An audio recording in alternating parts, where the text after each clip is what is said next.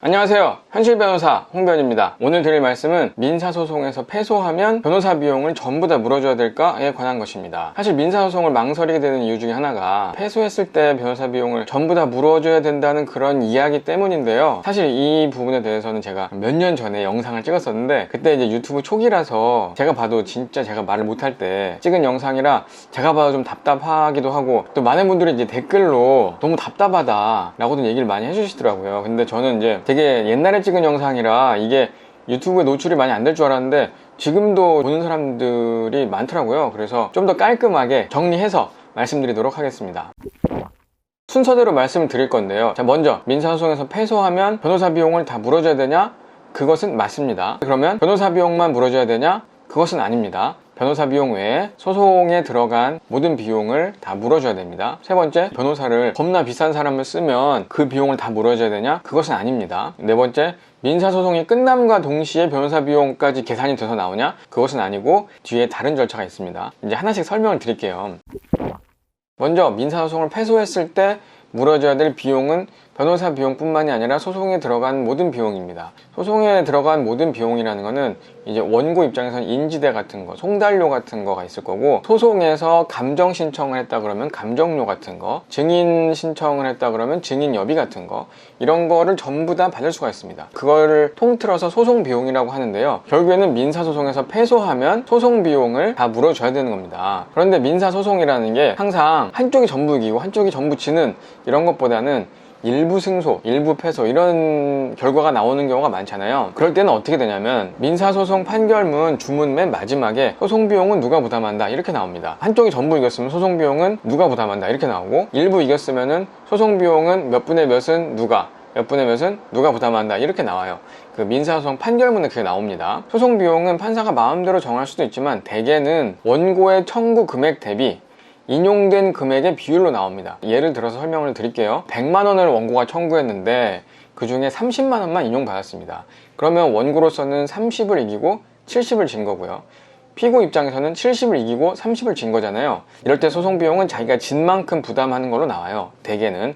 그래서 원고는 100만 원 청구했는데 30만 원 인용받았으니까 100분의 70을 진 거죠. 그래서 이럴 때는 소송비용은 10분의 7은 원고가, 10분의 3은 피고가 부담한다. 이런 식으로 판결이 선고되게 됩니다.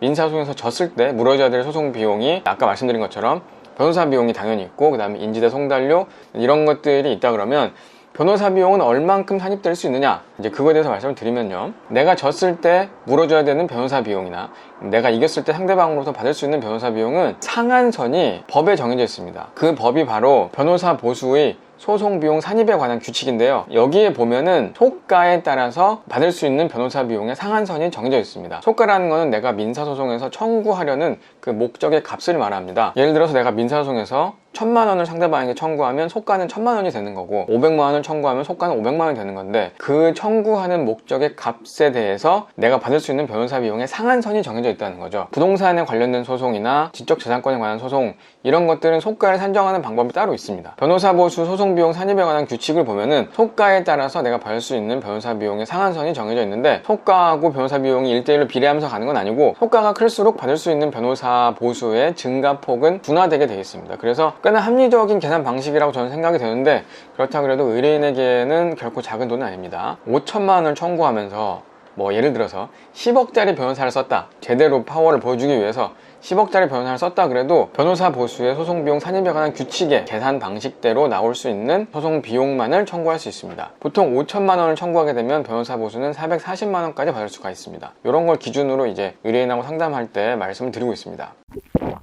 자, 그렇다면은 소송 비용은 어떻게 받을 수 있느냐? 이것은 민사소송이 완전히 끝난 뒤에 소송비용 확정 신청이라는 절차를 통해서 받을 수가 있습니다. 민사소송이 1심, 2심, 3심까지 해서 완전히 끝나거나, 안 그러면 뭐 이제 1심이나 2심이 끝난 다음에 양쪽이 다 항소 또는 상고를 하지 않아서 민사소송이 완전히 끝나서 확정이 되면 아까 말씀드린 대로 이제 판결문에 소송비용은 누가 얼마나 부담한다 이게 나와 있잖아요. 이제 그것을 가지고 소송비용 확정 신청이라는 걸 합니다. 소송비용 확정 신청이라는 거는 말 그대로 법원에게 이 소송에 들어간 소송비용이 얼마인데 제가 얼마를 받아야 된다는 것을 결정해 주세요 라고 신청하는 것입니다. 그거에 대해서는 법원이 결정을 내려줍니다. 보통 소송비용 확정 신청을 할 때는 소송비용 확정 신청서에 변호사 비용은 얼마가 들어갔고 인지대 송달료 얼마가 들어갔고 요거를 이제 계산식을 넣고 그거에 관한 증거 자료를 첨부해서 제출합니다. 변호사 보수 같은 경우에는 내가 입금했다는 입금 증명서까지 제출할 필요는 없고요. 보통 선임 계약서만 제출하면 법원에서 인정이 됩니다. 소송 비용 확정 신청서를 이런 식으로 작성을 해서 제출을 하면 법원이 그것을 받아서 이런 게 들어왔는데 너의 의견을 밝혀라 해가지고 상대방에게 보내고 일정 시간이 지나면 법원이 결정을 해서 그 소송 비용 확정 신청 결정이라는 거를 내려줍니다. 그 결정문은 판결문하고 똑같은 효력이 있어가지고 별도의 소송 비용에만 한정이 되는 판결문이라고 보시면 됩니다. 그 결정문이 있으면 마치 민사소송 판결문처럼